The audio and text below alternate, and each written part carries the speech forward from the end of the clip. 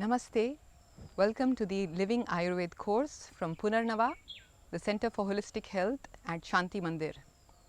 My name is Dr. Rakhee Thakar, and it gives me immense pleasure to share with you the wisdom of this ancient science and art of living and healing. I did my MD in pediatrics from Delhi and worked as a consultant pediatrician there before joining Shanti Arogya Mandir in 2003. Shanti Arogya Mandir is a charitable mobile health service that serves Gujarat's rural community.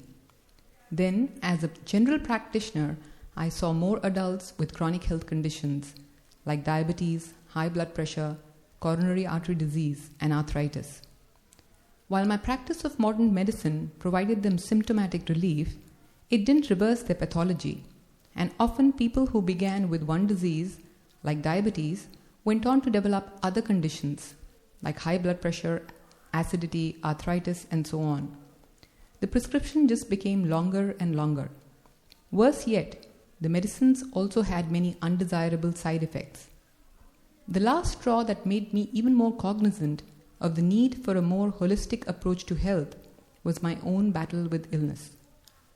When I started developing digestive issues with joint pains, skin allergies, and a cough that seemed to be getting chronic, I was concerned that I was headed in the footsteps of my father, who had suffered the last 2 decades of his life with autoimmune interstitial lung fibrosis and rheumatoid arthritis.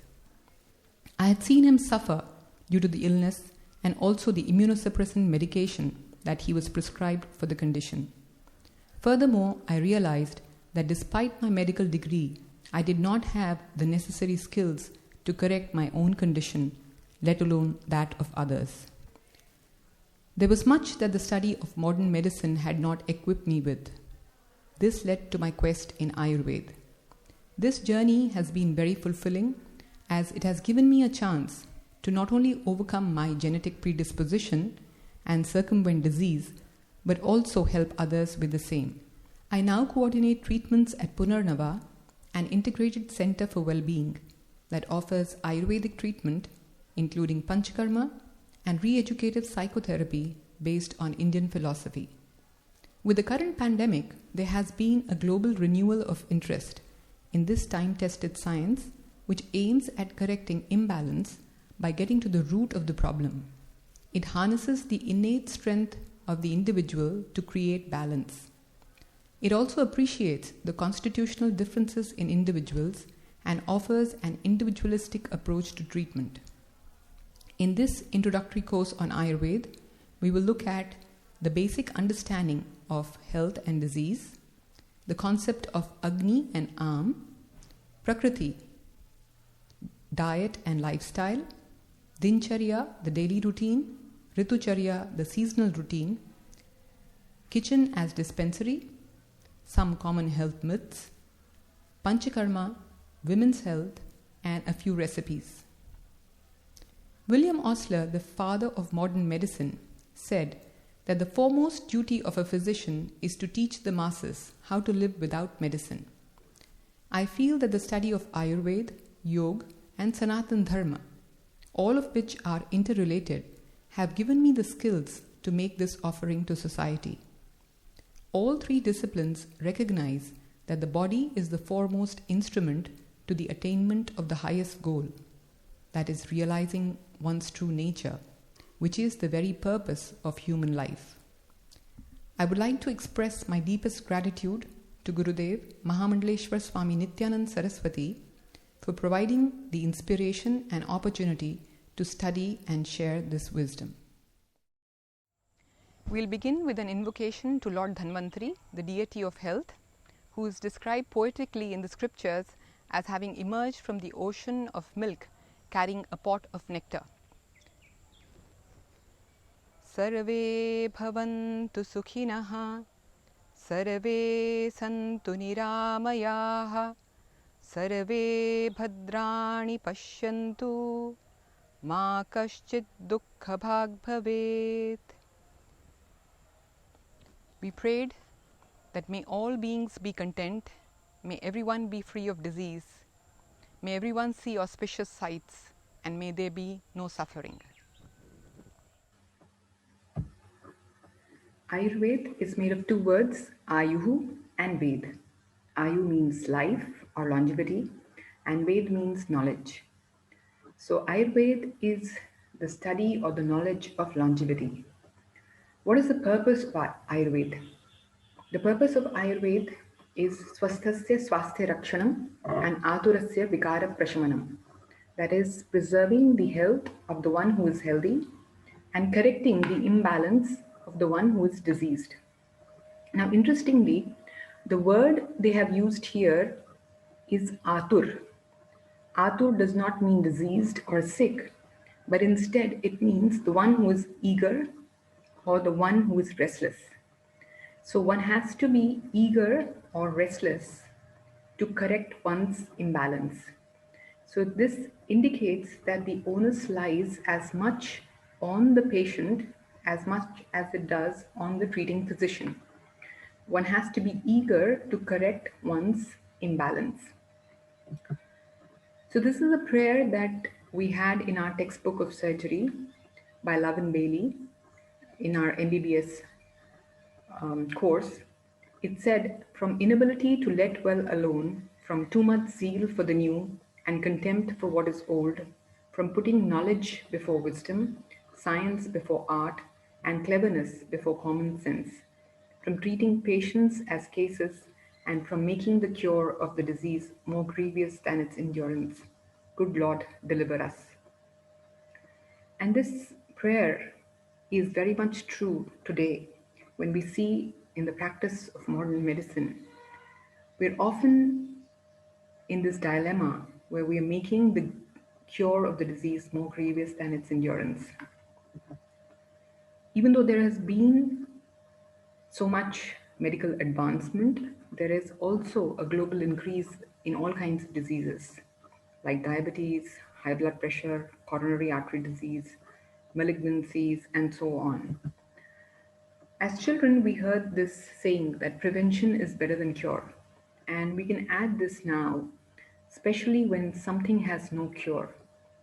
So, with the rising incidence of diseases which are not clearly understood by modern medicine, like we have autoimmune diseases, we have the current pandemic of corona, this becomes even more important that prevention is better than cure.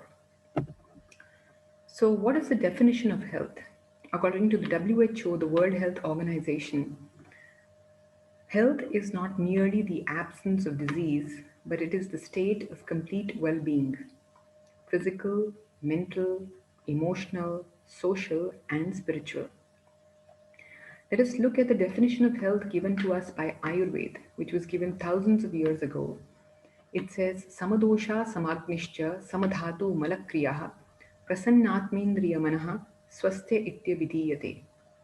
That is, the one who has balanced doshas, that is, Vat, Pitta, and Kapha, the one who has the balanced Agni, which is the fire, the one who has balanced dhatus or body tissues, and the one who has balanced excretory processes is healthy. This is the first line.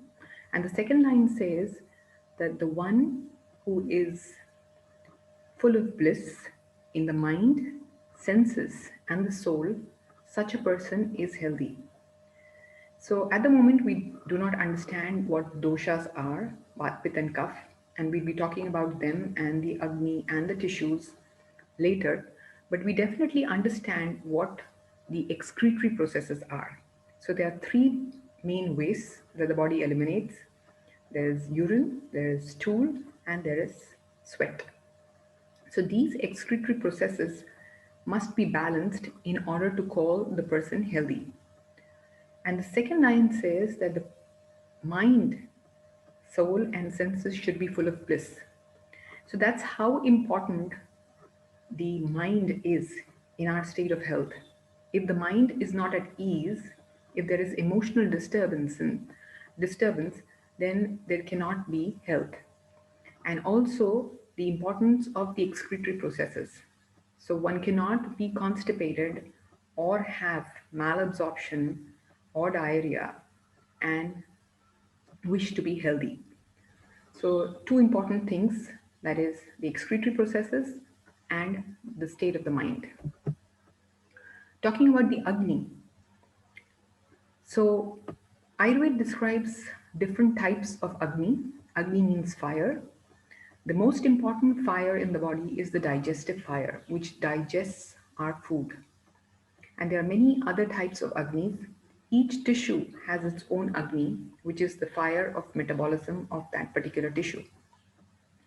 This is a verse from the Bhagavad Gita which says, Aham Vaishvanaro Bhutva Praninam Dehamashritah Pranapana Samayuktah Pachamyannam Chaturvidham. That is, Lord Krishna says that I am that Vaishvanar Agni, I am that fire which dwells within all living beings, and I unite the Pran and the Apan Vayu and digest the four types of food. So, what are the four types of foods? We have those which are chewed and eaten, so solid food. Then we have liquids which we drink. Then we have foods that are sucked. And the fourth category is foods that are licked, like jams. So, Lord Krishna says that I dwell within all beings as that fire which digests the four kinds of food. So, as I shared this verse with the students here, and they've been studying Sanskrit. So I asked them, what is the meaning? And one of them said, the meaning is that I dwell in all the living creatures as the fire. And so don't worry, you can eat to your heart's content and I'll take care of the rest. So this is, he was joking, but this is what most of us do. We often disrespect the fire within and we overeat. We eat out of proportion to our fire and we expect that fire to take care of us. So let us see how digestion works. So we have the digestive fire. We can compare the digestion process within our body to digesting in cooking in the pot. So just like you cook over a fire, you have a pot, you have food, say you put in rice, then there's water, there's the fire underneath, there's the fuel that is fueling the fire, and then you have the air which is keeping the fire. So in the same way, the stomach is the pot in which we add food, and then the fire is the digestive juices, the hydrochloric acid of the stomach, the pancreatic juice, the bile juice, the intestinal enzymes, all that forms a fire which is going to digest the food. And then you have the air which is fanning the fire, which is the Saman Vayu or the wind element in the gut. We'll be talking more about this later.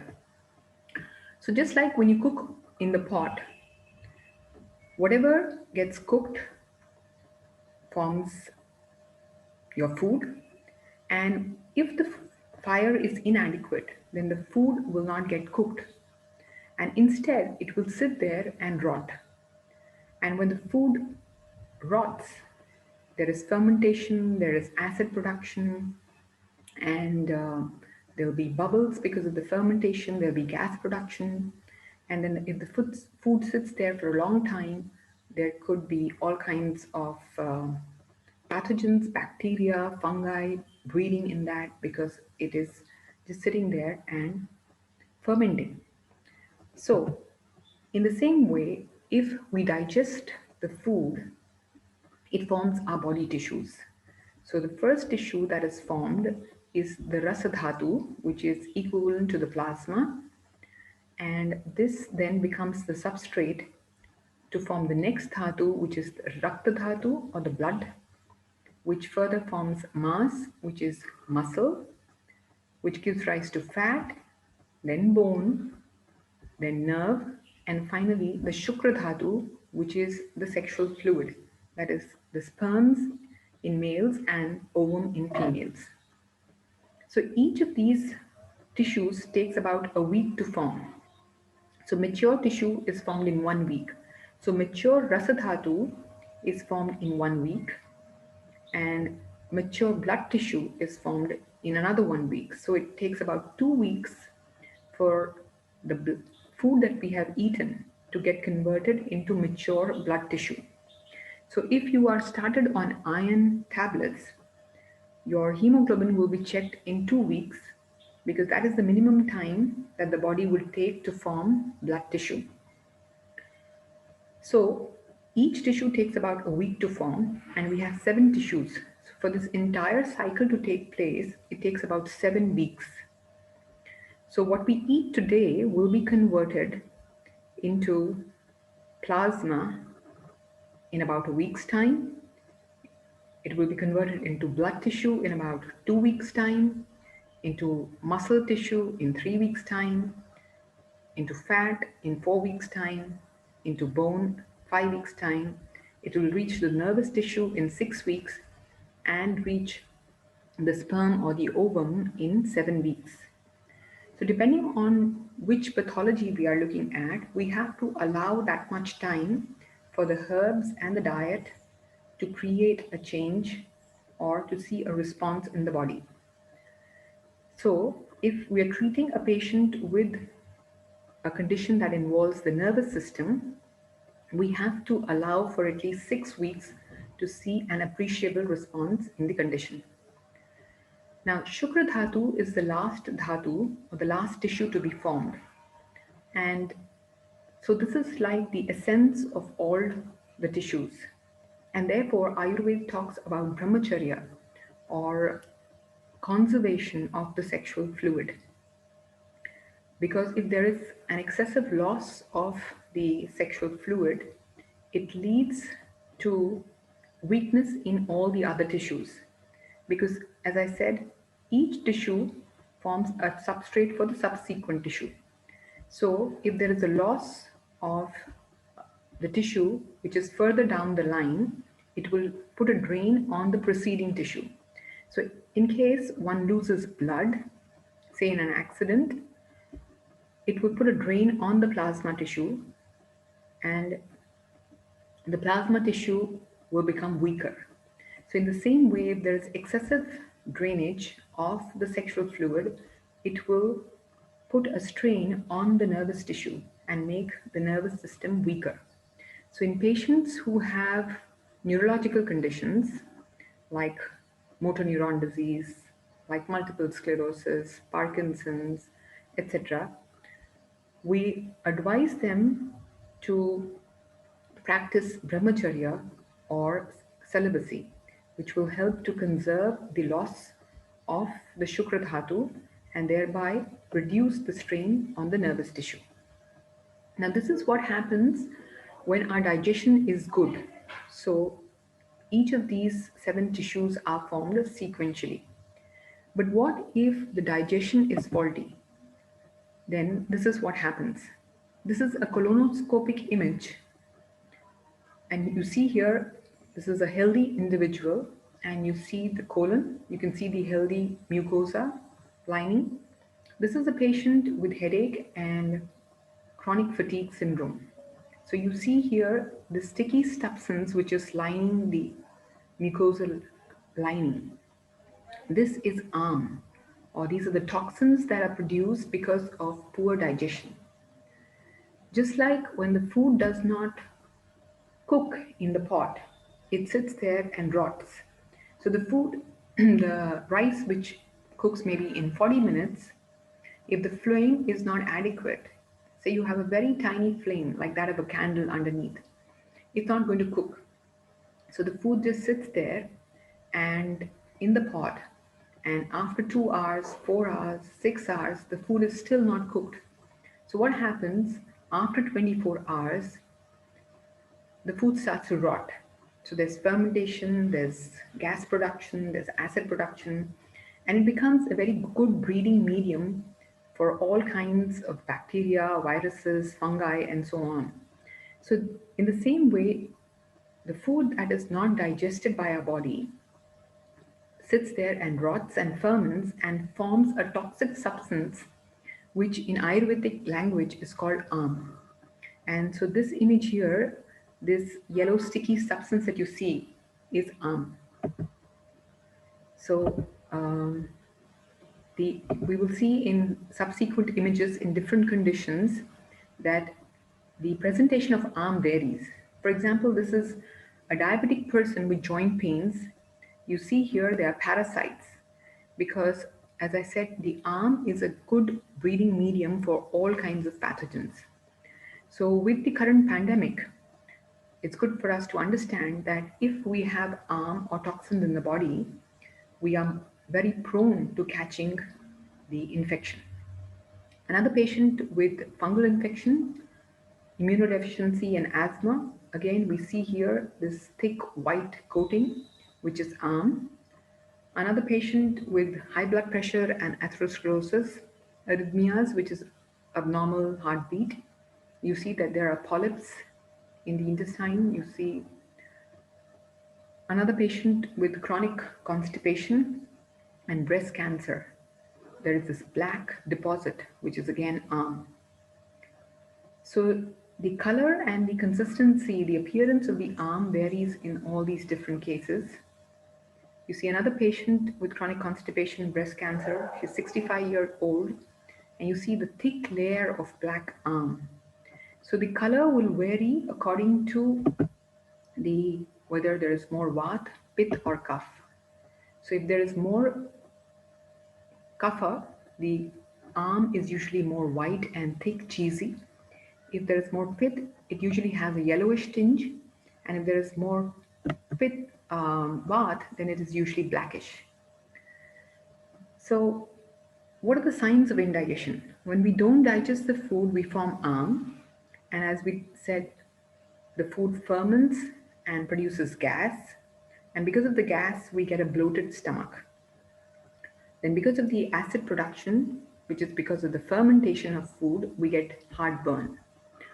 And often people come with this manifestation of heartburn or acidity, and the prescription that is given to them in modern medicine is usually a proton pump blocker, which is like pantoprazole, omeprazole, and so on. So this drug blocks the secretion of hydrochloric acid in the stomach. And because the secretion of the acid in the stomach is blocked, there is an improvement of pH of the stomach, there is less acid, and one feels better symptomatically.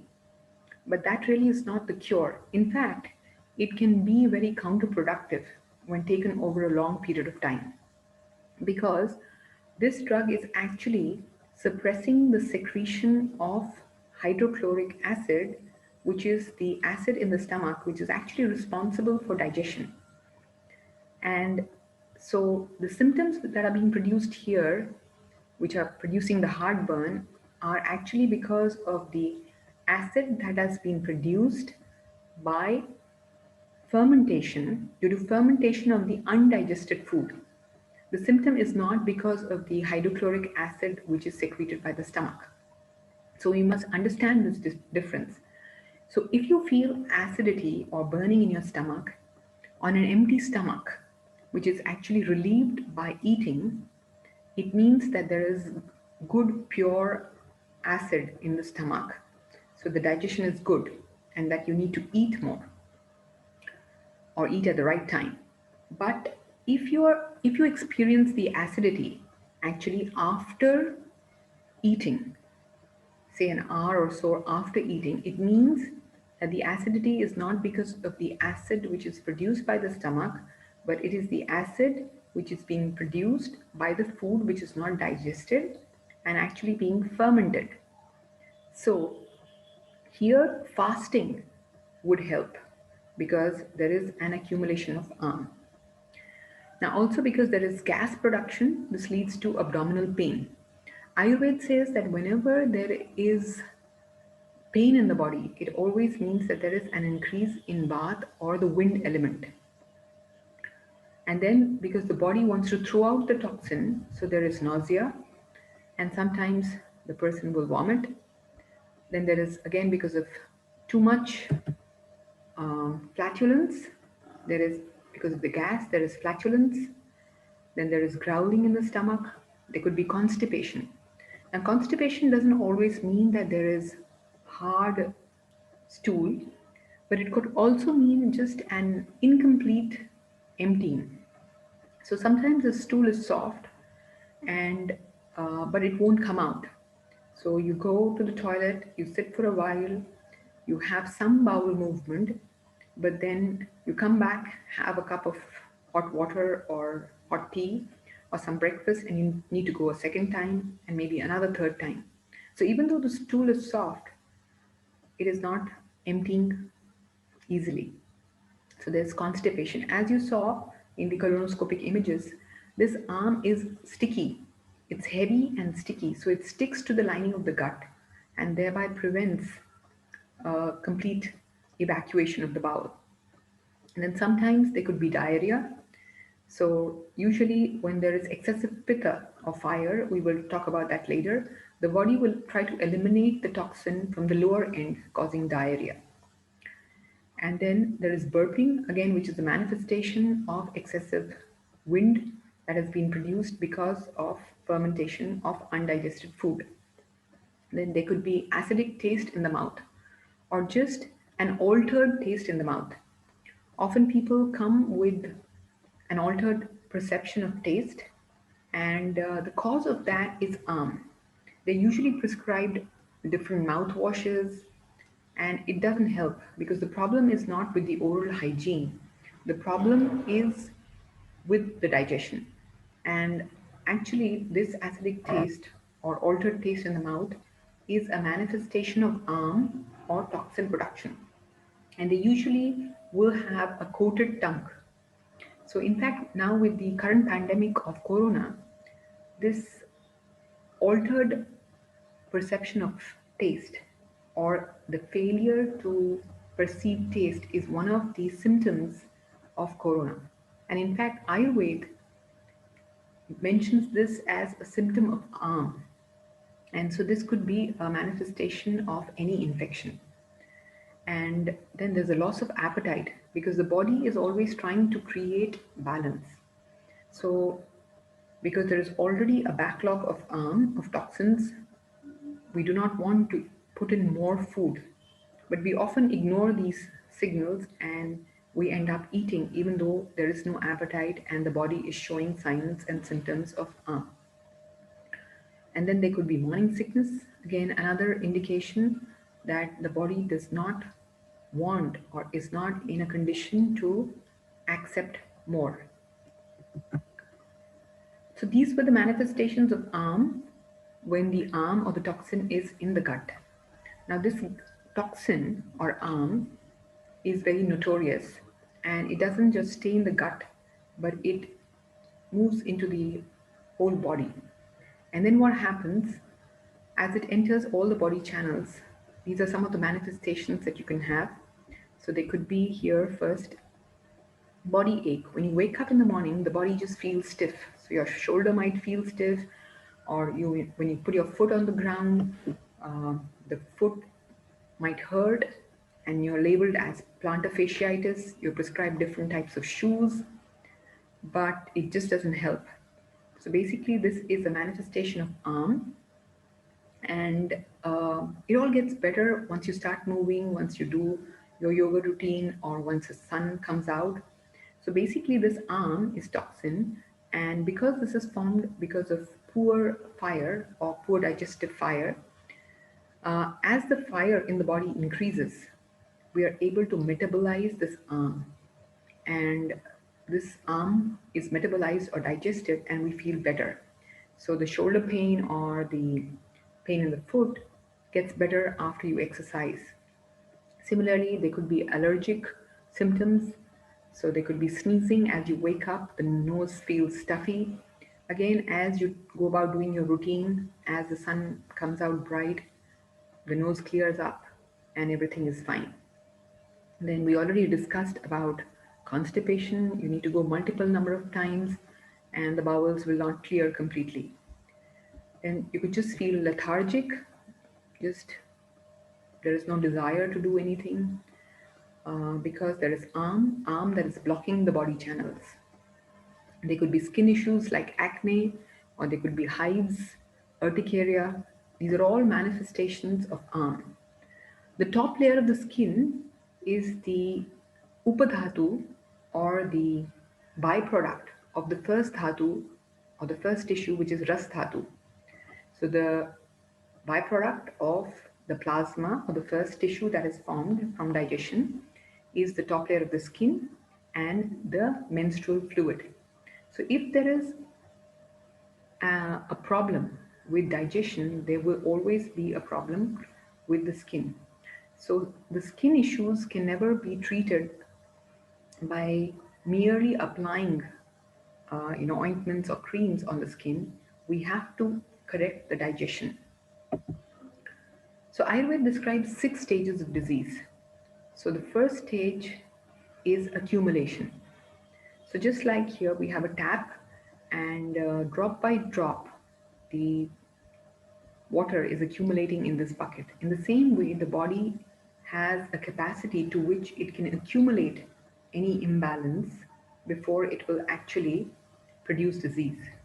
So the first step in the pathogenesis of a disease is accumulation of the disturbance, which could be vat, pitta, or kapha, or toxins, and once the element is accumulated beyond the body's capacity, then it gets provoked.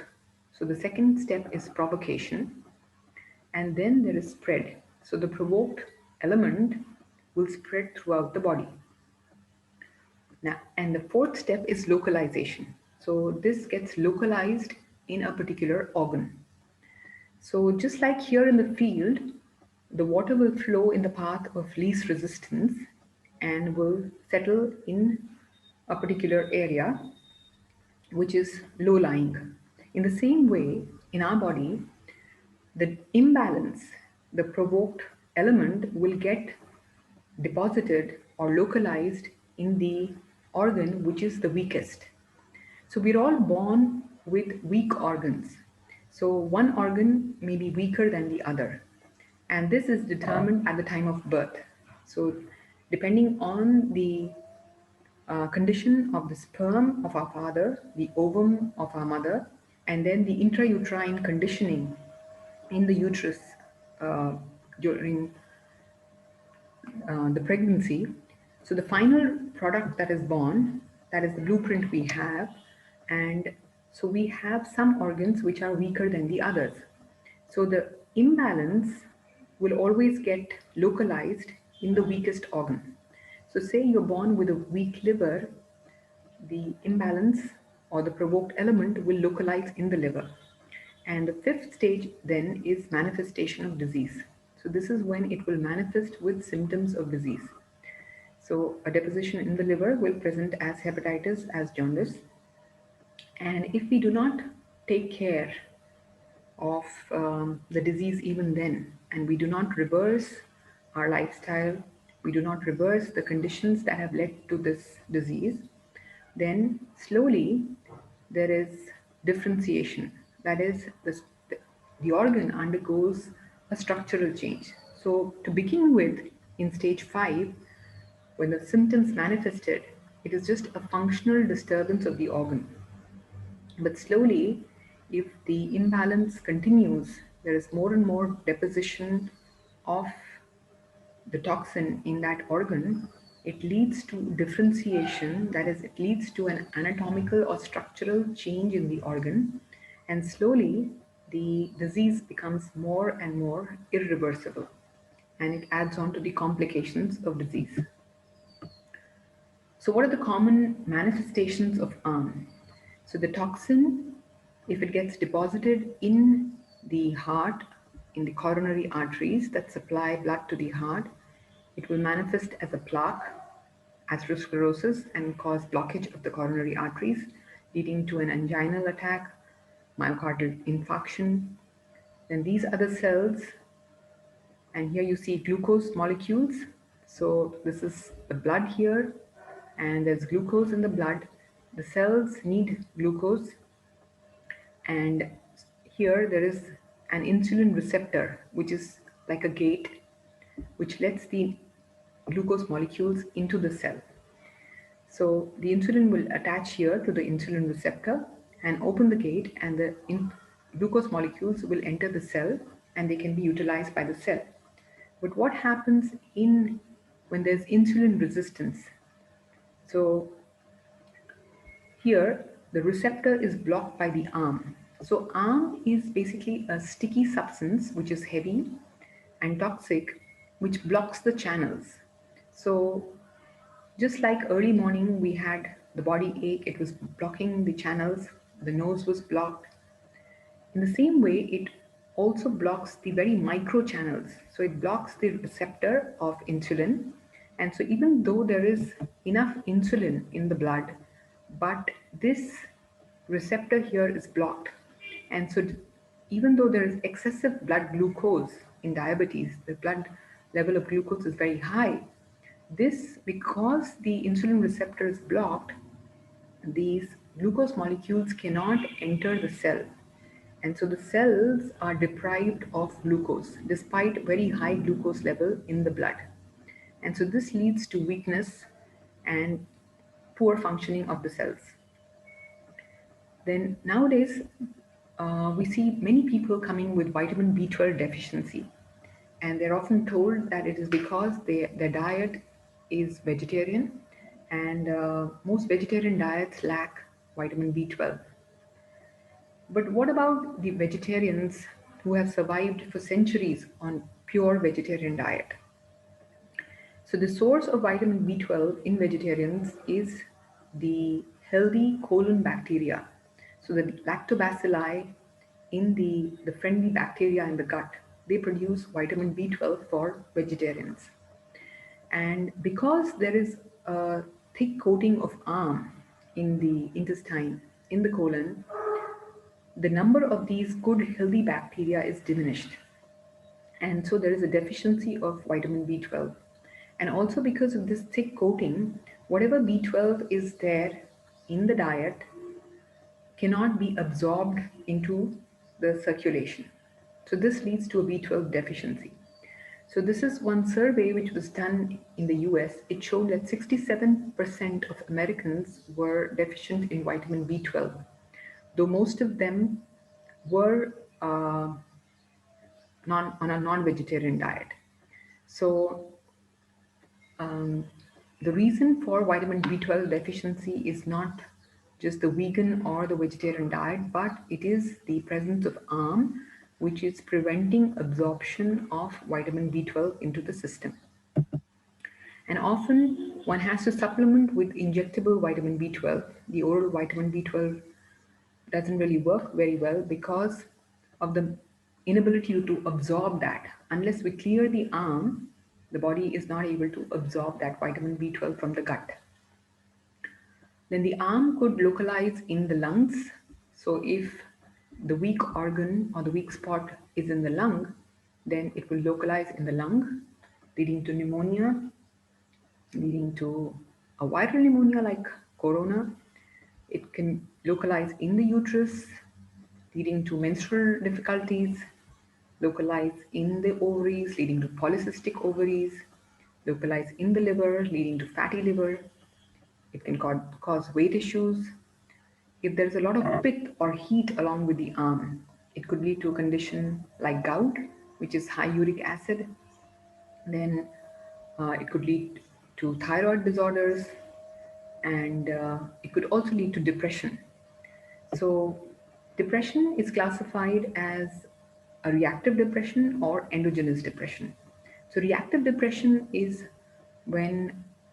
which is in response to an external factor.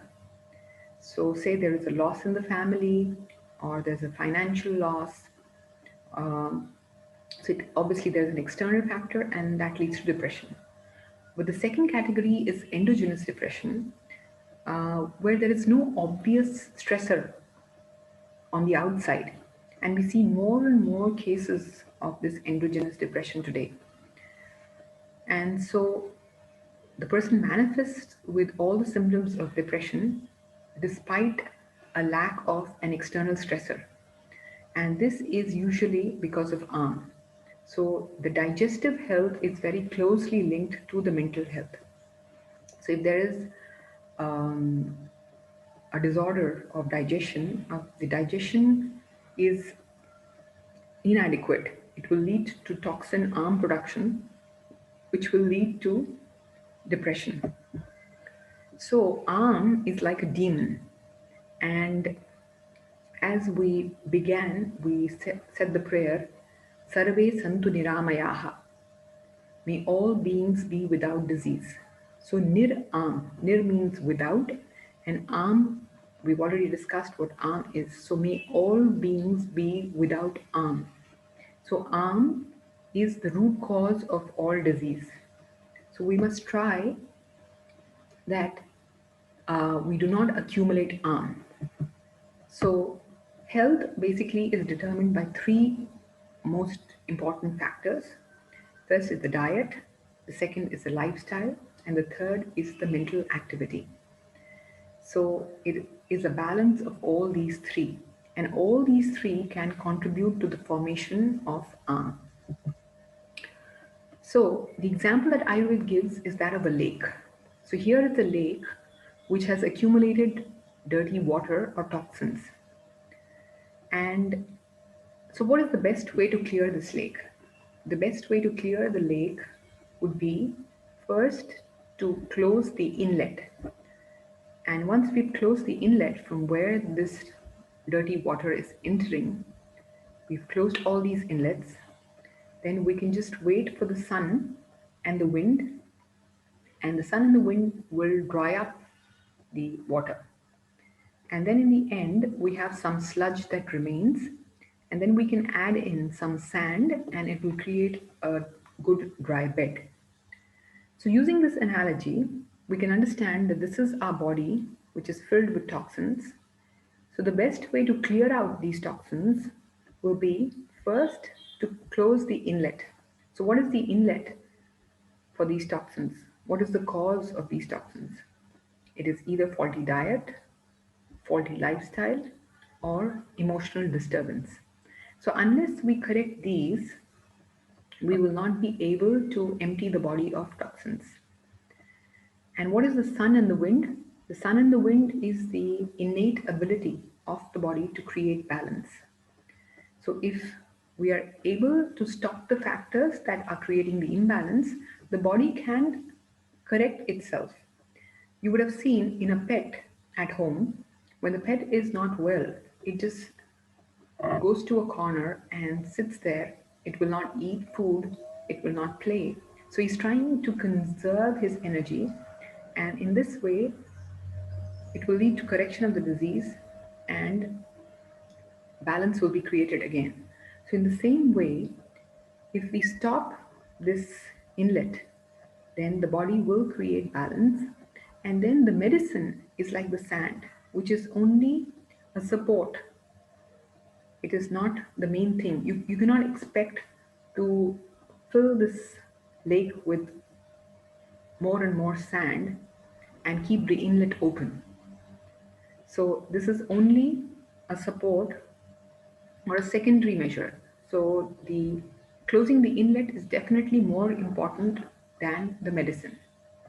And then if the accumulation has been very massive, we have accumulated a lot over a long period of time, like say the lake has been overflowing, then one needs to drain out that excess water. We will open the dam and drain out the water. So this is what is panchakarma. When the disease is of a long duration, a chronic disease, and of a very high degree, then no matter how much medicine you take or the change in diet, lifestyle, and emotional disturbance, this is not adequate to correct the disturbance or the imbalance. And then one has to drain out that excessive element, the excessive bath, pitta, or kapha, the toxins, and that is done through panchakarma. So, panchakarma are detox procedures in Ayurveda which will help to throw out the toxin from the body. So in this session, we've understood that the root cause of disease is arm. So we must have a good digestion in order to avoid building up arm or toxins in the body. And the cause for development of arm or toxin in the body is faulty diet, lifestyle, and emotional disturbance. That is, when the mind is not peaceful. And we often underestimate the effect of the mind on the state of health. But as we saw in the very definition of health, the state of the mind is essential, or it contributes in a very important way to our state of health. So this is for the first session, and we will discuss more about how to prevent arm formation in the second session. So thank you.